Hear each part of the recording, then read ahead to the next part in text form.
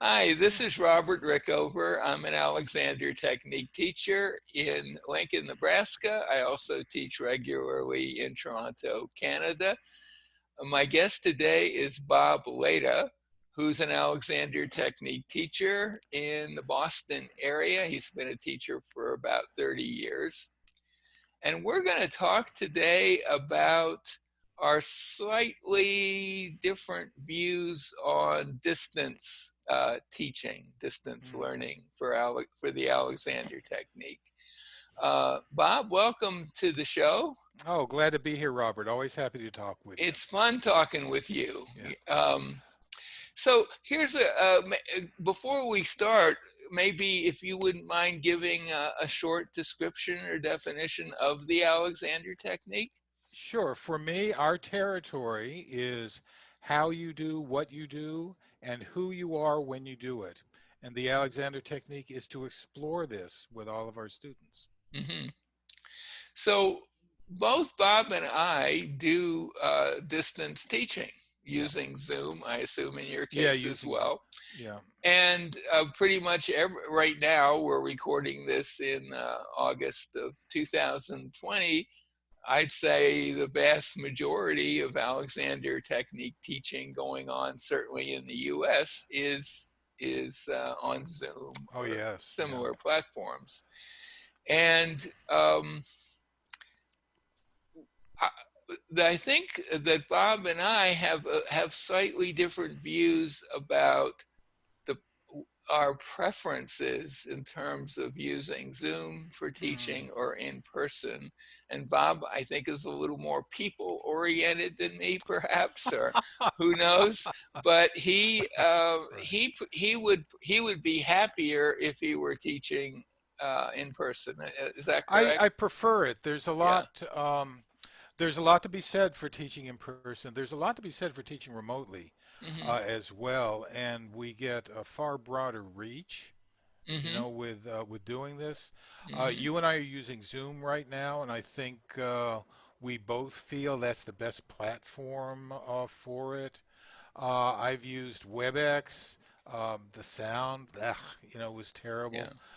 Google Hangouts didn't work real well Hmm. as far as recording and all of that. I haven't tried to do anything with Microsoft Teams. So we'll see how the technology develops over the next year, I think. Hmm. And we might be having a very different conversation a year from now. Hmm. But as of right now, if it were possible for you to have a student in person as opposed to online, you would Yeah, prefer that. I would prefer that, yes. And maybe it would be good for you to give that what you see as the advantage of that. Sure. I mean, one of them's pretty obvious, I think, but I'll Well, leave it to you to yeah, describe the. it's more the where are you trying to go with a lesson? Hmm. What are we really trying to do? Hmm. I believe that what we're trying to unlock for our students is parts of them, capabilities of them, all of that, that they don't realize that they have already. Right. And I see the use of our hands as really the thing that takes them over the line to get there. Hmm. As a form, when I'm doing a lesson in person, I'll let the person get as far as they can on their own, and then step in with a little hand stuff to say, oh, and this is also possible. Hmm. To here's the things that haven't occurred to you yet, so that you can possibly evolve into them. I'm having a hard time getting to that when teaching online. I've got sort of ways, sort of not, but it's much easier when you're in person. Hmm. And the connection um, between myself and the student, because it's three-dimensional and right there, is different from the online experience where you really have to extrapolate a lot. So your use of vision is a lot different too, Hmm. and I haven't completely adjusted to that yet. Right. So for sure, a teacher with a even reasonably good hands uh, Mhm. ability can elicit a pretty dramatic improvement instantly in someone's use and functioning. Yeah. And I think the argument there is, well, it may be a bit temporary because it's coming from outside, but first of all, it gives the student a realization that this is possible, Mhm. and and perhaps to some extent it actually gets incorporated in their uh, use patterns. I mean, some people have had lessons from teachers who only used hands-on and barely spoke, Yeah. and have improved from that. Yeah, I So was never a it's, big fan of those, but yes, I well, know. my Some first teachers were. Alexander experience was exactly that. Huh. Yeah. Yeah. And, Yeah. for me at that time in my life, that might have been the best approach. Mm, Uh, mm. for the me back then, I think just getting zapped over and over again and having the results show up outside of lessons, which is where they showed up for me, Yeah. got me so intrigued that I eventually became an Alexander teacher. Yeah, no, I'm with you on that. I mean, we're trying to pique the students' curiosity somehow, Right, and right, have them be willing to go through this exploration. Yeah. right. Now, one thing I like when I've seen you teach, Robert, is that I really like the way you use language. And I think language, when you're in the online environment, becomes more important. Mm-hmm, It starts to replace a little bit the things that you can get with your mm-hmm, hands. mm-hmm. Have you found that you had to change your language working online? Did things I change that did, way? and Yeah. when I first started teaching online, I was still mostly doing individual lessons in person. Mm, And what I found is that my online teaching affected my in-person teaching dramatically. mhm, mhm. Uh, I was, forced to not rely on hands and at Right. first that seemed um, you know, like a missing option. But and I think for some students, I think there are some students who I teach online. I wish I could just show up briefly in their house and give them a little direct hands-on Yeah, yeah. experience. So there is that.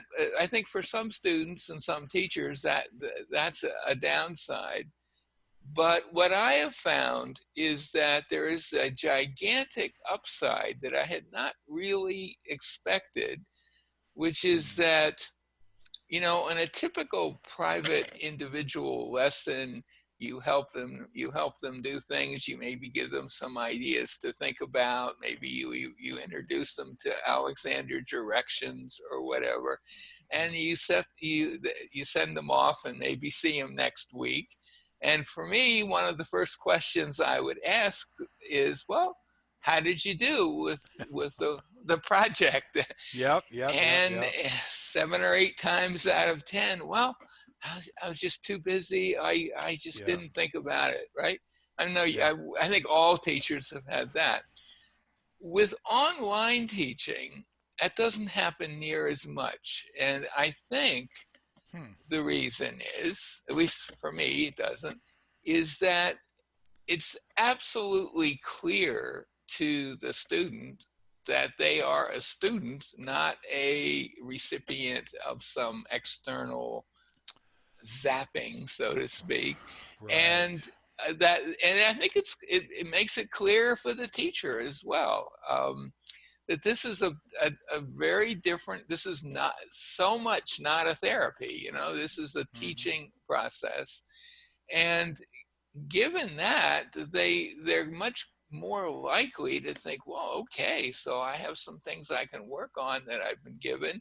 I've also been given the video so I can see how things worked out in the lesson, and that can be very eye-opening for students Yeah, let me sometimes. interrupt you there because I think that's one of the big pluses That's a huge with plus. teaching with Zoom, particularly if you're working with activities, the student can see themselves by using the spotlight feature so they really Hmm. feel the whole screen. Hmm. And so to bring together for the student visual impulses Right. and kinesthetic impulses at the same time, you get something where the sum is really greater than the parts. And I think that part is just fantastic. Yeah, I don't know if that's, you've run into this. There seems to be a lot less charge looking at yourself in a screen than looking at yourself in a mirror. You hmm, know, the people yeah, who look themselves in the mirror, it's, oh man, is my hair all right? yeah, All of that, that kind of thing. And I don't see that as much when teaching online. I don't know if you've found the same thing or not. yeah. Um, yeah, I can't really comment on that. I Mm. will often roll out a mirror for someone to look at if they don't believe it when I tell them they're not not leaning back or whatever. Right, Um, right. but I have to say, some is a lot of times a sideways view of somebody that they can watch head on is an amazing experience, Mhm, and mhm, that's tough to mhm. do with mirrors. I mean, they have to turn their head to see. You could use a camcorder, obviously, but Right. to me, having that video available for the students to watch, and perhaps I've explained a direction I'd like them to explore, and have explained what the what the traps are of the direction, and Mhm, it's mhm. stuff like that. They get a chance to listen to it again. Some students say they watch them 2 or 3 times. Some students are not that interested in the videos, I found, Yeah, but right, right, but for right. the ones who do, and it's easy enough to do. You just send them the video Yeah, after yeah. the lesson. But to me, the really big thing is students taking more responsibility for themselves right from the beginning. It's clear at the very beginning of the process that this is not me fixing them. Mhm, mhm. Um, That's such a big hurdle to climb too. it is, Yeah. yeah. I do think, um, for me, I don't think I would be doing teaching online the way I do if I hadn't had certain experiences early on, especially working with Marge Barstow, Mm. because she's an Alexander teacher who passed away in 1995. Um, she obviously taught in person, but she taught groups, and often large groups of people, and she used her hands very sparingly. She would use them when she felt it was important, but she did not just jump in there typically with hands-on work. Yeah, she's And one of my yeah, heroes. she's my teacher I've been most influenced by. Mm. So that, and also there was a huge emphasis on other people in the groups observing. So we got really good at seeing things, Mhm. watching people, and seeing what they were doing. So that's helped me a lot. Yeah, I'm But glad you brought up seeing things because observation, I think, really becomes even more critical. hmm, Critical meaning important. hmm, Even more critical when you're teaching online to right. see not only what is seemingly happening, but what might happen, what Hmm. can potentially happen, and to see a path to get there is a tremendous skill to refine. Hmm. I think Hmm. for every teacher, Yeah. and not to not settle for your first impression, but Hmm. build on it as time goes on is Hmm. Hmm. another one that I found to be very valuable. Yeah. And of course, there's what we might call the economic factor, or yeah, we could call it the economic factor, that when you're teaching online, your potential student body, number of people potentially who you could teach, increases multiple Right, times. right, Even if you're right. living in a big city like Boston, the world's a lot bigger than Boston. Well, you know what's funny about that? There was a day during July where in the morning I taught a class in England because it was Mhm. the middle of their day. Right. In the middle of the day, I did some work with people here in Boston, and then in the evening, I taught a class in Korea because it was their next morning. Yeah. And that wouldn't at Yeah. all have been possible if we didn't have this. Fortunately, Yeah. the Yeah. infrastructure is getting there to where you can do that kind of thing. Right. I'm glad you mentioned Korea because that's an interesting country from an Hmm. Alexander Technique point of view and teaching. Most Koreans speak English, which is a big help if you're American, like we are. And Korea, unlike America, has an incredible internet infrastructure. Yeah, yeah, yeah. Even in the tiniest fishing village, the minimal acceptable speed is half a gig, which is, for most of us, that'd be really amazing. Be really expensive, is what it would And be. Yeah, yeah, the other thing is it's free for everybody. yeah. And you have a culture in Korea and in some other Southeast Asian countries. You want to learn a skill, where do you go? You find a teacher online. If Hmm. your kid wants to learn Tai Chi or the violin, or you want to take a cooking class, that's a very common approach in a lot of countries. Yes, yes. And so when someone hears about the Alexander Technique, well, there's no teacher here right now, but hey, let's see who's teaching online. Well, my pals were telling me that within the last month, I couldn't say when, but some famous media star talked about having Alexander lessons. Hmm. And after that, all of a sudden, their referrals went up, up, up, up, up, up, up, and they Hmm. started to get very full practices as a Hmm. result of that.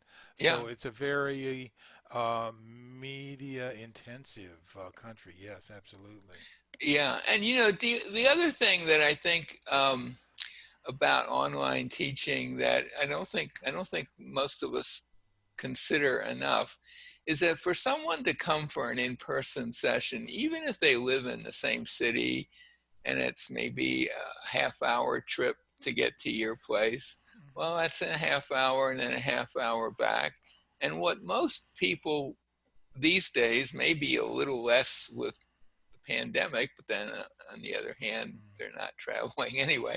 But most people in a normal course of events, their most precious commodity is their time. And Yeah. you can, you know, if you can save someone an hour of travel time, that's a huge factor. I was really surprised it must have been about a year ago, the Hmm. because I teach at Berklee College of Music, Yeah. and they had done surveys of the students around them. So they had been born after 2000. Hmm. And that group valued speed over accuracy. They Hmm. preferred to get something quickly than to get it, accurate and right. And I'm still trying to put my arms around all of that. So how do Yeah. we start to live in, because you and I are a different generation from them, how do we start to live in this digital world and still offer what we have to offer, which is, very powerful and very useful, I Hmm. think, for the students. So it's an ongoing adaptation, but it's real. We can't pretend that it's not happening. Yeah, Hmm. the because I think the in-person stuff is going to get less and less and less as time goes on, just because people live digitally. Hmm. That's my sense. I think if the pandemic were to end in a month or two and everything snapped back to normal by the end of the year, the one thing that would not snap back in the same way would be Alexander delivery system. I think a lot of Yeah. people would still want to teach online. What I've seen is that from people I've talked to and people who are on Facebook and talk about this, Mm. teachers, that many of them kind of went into online teaching reluctantly. It Hmm. was I was the only choice, Yeah, and right. they were dubious, and they would start very cautiously, maybe working with existing students or family Hmm. members or friends, which is a really smart thing to do. It is. Offer a few free sessions to people you know and say, hey, I just want to try this out, you know, become familiar with the technology, with which, thanks to Zoom, is pretty simple. They've got it down, I gotta say. And more times than I can recount, they'll say, I was amazed at how it helped. I was amazed at the results of what I did online. Hmm. Hmm. And Hmm. sometimes they'll say, you know, I think I over relied on my hands before. Oh, many people have said that. Yes, Yeah, yes. that's common. So Hmm. I think at the very least, it's transforming the way people teach in general, including in Mm. person. But I do think online teaching is going to be, I think that's the future of Alexander teaching to a large extent. And maybe online lessons will be kind of a premium thing you do if you really want to have that direct contact. Who Yeah, knows? the thing that I worry about, they have all those studies of infants who are deprived of touch and they Hmm. grow up very badly. Hmm. Uh, and there's something, I know we're not therapeutic, but there's something therapeutic about touch. Oh, sure. Yeah. And Yeah. I've seen a lot of online, I can't say that, a lot of teachers who were scared to use touch. And I think that's a bad thing. You mean You know, in their in-person teaching? yeah, yeah, yeah. And I Mhm. just, there's so much more to be gained than lost by that deep and direct contact that I think we have to find out ways to approximate that in the online world. Mhm. I've been working with, I haven't really gotten anywhere with it yet, aside for me, I can do it, but I can't teach it. Seeing with your heart, touching with your heart, virtually touching somebody through the screen. Mhm. It's kind of woo-woo, but I see results, and over time, I hope to refine it into something that I can, give to everybody else too, Mhm. Yeah. because we need that. We need that. So, is there anything else you want to say on the No, I mean, topic? the thing with all of it, look, it's the way the world is, and it's the Hmm. way the world's going to be. And if you're an Alexander teacher, figure it out, because Yeah, you have to. and and there are some Alexander teachers who are never going to want to teach online, and they're that's their Prerogative. orientation and Yeah, prerogative for sure. yeah. And I respect that, but I do suggest that they at least give it a shot. Hmm. You know, not not do it because they have a bias against it, but not do it because they tried it a bit and it really wasn't successful. Right, I right. No, think I'm that with you. I'm with you. would make sense. Yeah, even though I mean we have our views, I think, are largely compatible. Oh, It's do I absolutely, prefer yeah. in person? Yes, I do.